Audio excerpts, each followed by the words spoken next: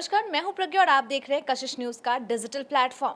बिहार के सरकारी स्कूलों में पढ़ाने वाले शिक्षकों के तबादले से जुड़ी एक जानकारी सामने आई है। दरअसल बिहार सरकार के शिक्षा विभाग की ओर से तबादले की नई नीति जारी की गई है, जिसके तहत अब किसी भी शिक्षक की अगर नियुक्ति की जाती है तो नियुक्ति की तिथि से लगभग 5 सालों तक उनके तबादले पर पूर्ण रूप से प्रतिबंध रहेगा। हालांकि कुछ अन्य परिस्थितियों जैसे कि कुछ गंभीर परिस्थितियां आती है, यानी कि किसी स्कूल में अगर शिक्षकों की कमी होती है या फिर किसी स्कूल में शिक्षकों की जनसंख्या ज्यादा होती है या फिर किसी अन्य गंभीर बीमारी के कारण अगर शिक्षक को तबादला चाहिए होगा, तो ऐसी परिस्थिति में शिक्षकों का तबादला किया जा सकता है, लेकिन इसके लिए भी प्रशासनिक तौर पर अनुमति लेनी होगी।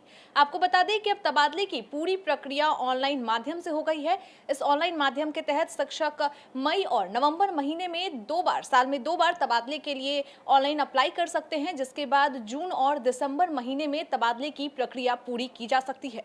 नई नीति में पारदर्शिता और जवाबदेही सुनिश्चित करने के लिए 2 स्तरों पर समितियों का गठन किया जा रहा है। जिला स्तर पर एक 8 सदस्यीय समिति बनाई जाएगी, जिसकी अध्यक्षता जिलाधिकारी करेंगे। इसमें उप विकास आयुक्त, एडीएम स्तर के अधिकारी, जिला शिक्षा पदाधिकारी और अन्य अधिकारी शामिल होंगे। वहीं प्रमंडल स्तर पर 6 सदस्यीय समिति कार्य करेगी, जिसकी अध्यक्षता प्रमंडलीय आयुक्त करेंगे। दोनों समितियों के अनुशंसा के आधार पर ही तबादलों की अंतिम सूची जारी की जाएगी। अब तक बिहार में शिक्षकों के तबादले के लिए कोई स्थायी और सर्वमान्य नीति नहीं रही थी।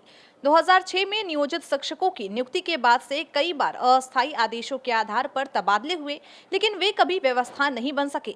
नतीजतन तबादला प्रक्रिया में एकरूपता और पारदर्शिता की भारी कमी बनी रही। यही कारण था कि बीते 1 वर्ष में ही लगभग 1 लाख शिक्षकों के तबादले बीमारी, दूरी, परस्पर सहमति और स्वेच्छा जैसे विभिन्न आधारों पर किए गए हैं। इस बार शिक्षा विभाग एक व्यापक, समेकित और स्थायी नीति लागू करने जा रहा है। यह नीति सभी कोटियों के शिक्षकों, चाहे वे पुराने हो या नए, प्रधान शिक्षक हो या प्रधानाध्यापक, पर समान रूप से लागू होगी। उम्मीद है कि कैबिनेट की मंजूरी के बाद यह नीति औपचारिक रूप से प्रभाव में लाई जाएगी। इस नए बदलाव से शिक्षा विभाग को न केवल प्रशासनिक सुगमता मिलेगी, बल्कि शिक्षकों के लिए भी यह राहतकारी होगा। शिक्षक अपने कार्यस्थल पर मानसिक रूप से स्थिर रह सकेंगे और लंबे समय तक एक ही विद्यालय में छात्रों के साथ शिक्षण प्रक्रिया को मजबूती दे सकेंगे। साथ ही डिजिटल प्रक्रिया के कारण पारदर्शिता सुनिश्चित होगी और भ्रष्टाचार या पक्षपात की गुंजाइश न के बराबर रह जाएगी। ऐसे में हम कह सकते हैं कि बिहार सरकार के शिक्षा विभाग की जो यह एक नई नीति तबादले को लेकर लाई जा रही है, वह शिक्षकों के लिए बहुत ही लाभकारी होगा। आपको बता दें कि सरकार की ओर से यह साफ रूप से स्पष्ट कर दिया गया है कि कुछ विशेष परिस्थितियों जैसे गंभीर बीमारी, विद्यालय में आवश्यकता से अधिक शिक्षक या अन्य किसी स्थान पर शिक्षक की भारी कमी में इस अवधि के भीतर तबादले की गुंजाइश रहेगी। ऐसे मामलों में प्रशासनिक अनुमति आवश्यक होगी।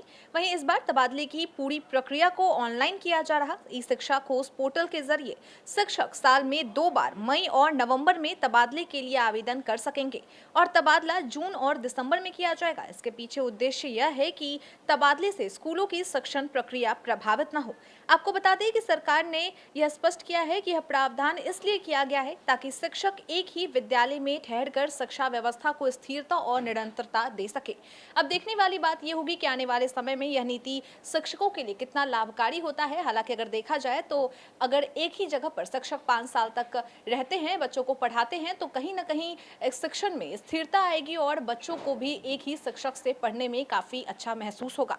आपको हमारा ये कंटेंट कैसा लगा, कमेंट करके जरूर बताएं और हमारे चैनल को लाइक और सब्सक्राइब करना ना भूलें। धन्यवाद।